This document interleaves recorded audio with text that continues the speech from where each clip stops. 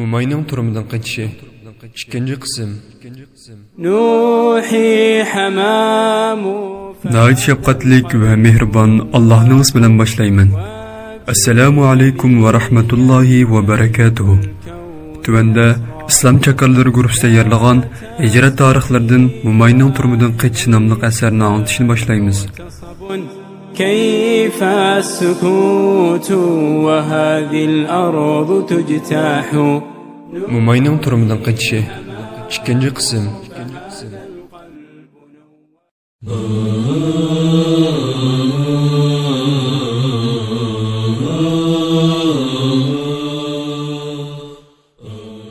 Mana shundoq tashvish ichida o'tayotgan bir kunlarda buvay ana yurtni tashlab boshqa yerga hijrat qilish vaqtining kelganligini dedi.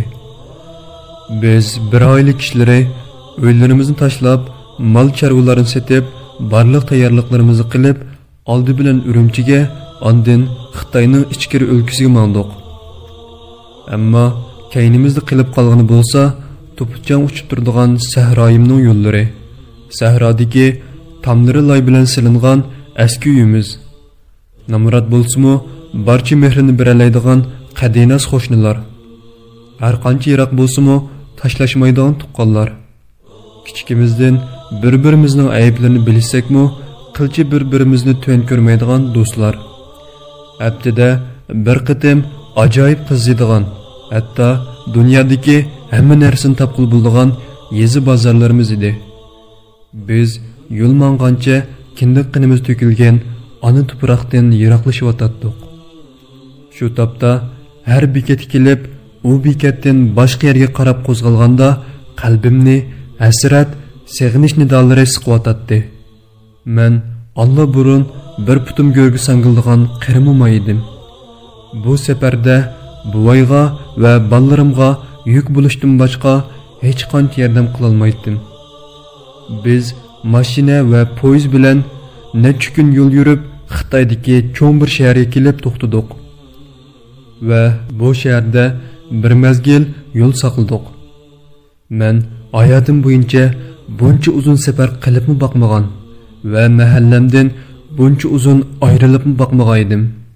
Bu shaharda bakmi siqildim. Bozorga borsak, izlagan narsamizni topqil bo'lmaydi. Men buvaydan qachon mangimizgan deb pat-pat so'rg'ach, yana saqlaydigan ish bo'lsa, uyga borib, uyda turg'ach tursak bo'lmamdi? Etizlarning ishlari qilib qoldi, deydim. Buvay, to'xta, sabr qil endi.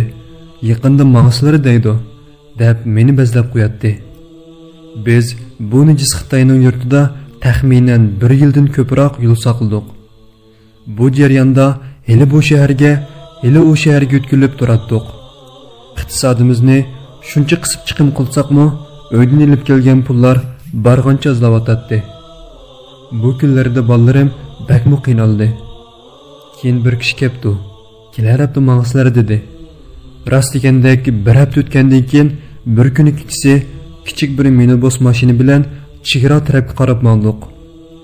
Yenimda hayotim bo'yicha menga hamroh bo'lgan buvay va ikkimizning yurak paralari bor edi. Biz bir necha chegaralarni besib o'tdik. Yo'llar asosan o'rmonliq va tog'liq ekan.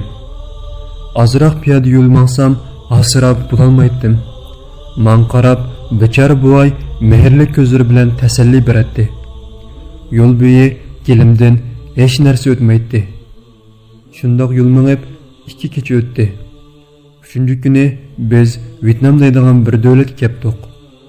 U davlatda bir kun turgandan keyin mashina, avtobus va poyezdlar bilan ko'p yo'llarni besib, Kambojiya, ondan Taylanddagi bir o'rmonliq kelib to'xtadik.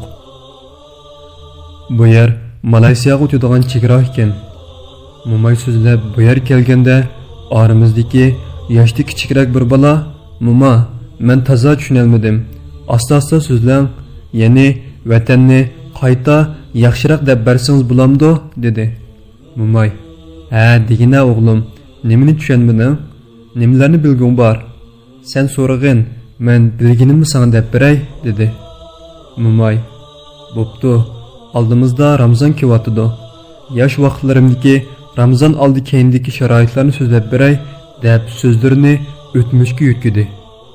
Bizmi gapni bo'lmay jim angladik. Mo'may, "Ballalarim, sizlarga desam, bizning ham sizlardek yosh balliq chaqlarimiz bo'lgan. Men u vaqtdagi ko'ngillik va ahamiyatli hayotimni hargiz unutolmayman. Men buvanglarga yangi yotliq bo'lgan vaqtlarda yashim kichik edi. Oila ishlarini bakmo qilib ketolmaydim. Ammo meni hech kim ayblamaydi. Biz to'y qilgan vaqtda qaynonamning uyining hovlisidagi kichik bir qizliq uyda buvanglar bilan birga turardik. Kunduzlari cho'nglarning oldida bo'lardik. Atigan qo'pib, odamlar masjiddan qaytishdan burun hovli aramlarni supurib, tozalab, ondan mahalladagi ko'ldan apkashning ikki beshiga ikki chilakni qo'yib, mo'ramni ko'tarib, suv akilib, hovli aramlarga tejatdim.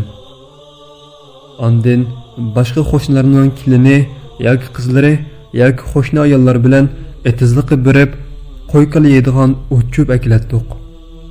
Men bu ishlarni qilib tugutib bo'lib, darhol choy qaynatib, uydagi erkaklarga noshtalik beratdim.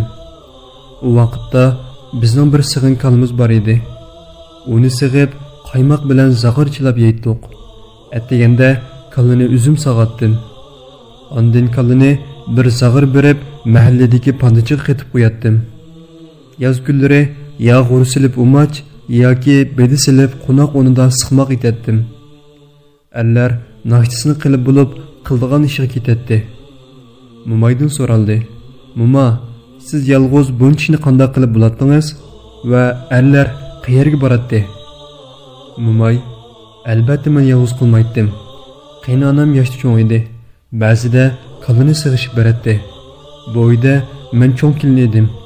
Buvayning bir tuqqanlarining hammasi o'g'il bola edi. Men kichik qayni singlim bilan bu ishlarni qilatdik. Sahroning havosi bakli sap edi. Ko'p og'rib qoldigan ishlar yo'q edi. Kunda qilgan ishlar bir xil bo'lg'achqa charchash his qilmoqda ekanman. Allari kelsak, buvayning uydagilar hunarvan oila edi. Cho'nglar atiganligi nashidan keyinla hunar qilg'i ketadi. Hatto etizning ishlariga jiq qarshi bo'lolmaydi. Erlar ishtirok etgandan keyin biz etizning ishini qilatdik. Birdan bug'doy o'taydik, u tugisa shalliq yerimiz bor edi. Shalliq yerlarni o'taydik. U tugisa bug'doylar pishib tayyor bo'ladi. Bug'doy urashdan burun rat arliqiga qo'noq tikatdik. Endi buni tugatsak, kivaz utash ishlari. Ish qilib, oila ishlaridan boshqami etiz ishlari bekor qo'ymaydi. Qandoq qilib kuz kelganini bilmayli qoldim. Ammo dehqon uchun eng muhim vaqt kuz vaqti edi. Dehqonlarda bir maqol tamsil bor. Kuzda o'likning olqinni o'tni ol deydigan. Ya'ni kuzda ishlar bek ko'p bo'ldi. Bir tarafdan qo'noqlar pishib, ularni yig'masak bo'lmagan. Onun o'rniga darhol kuzgi bug'doy tirimsaq texi. Yana bir tarafdan yaylaqdagi shalliq pishib, shal o'rab, uni xamonga yig'masak don yerga tushidi. Buni qilib bekor bo'lsak, kivazlik paxta ichilib turdi.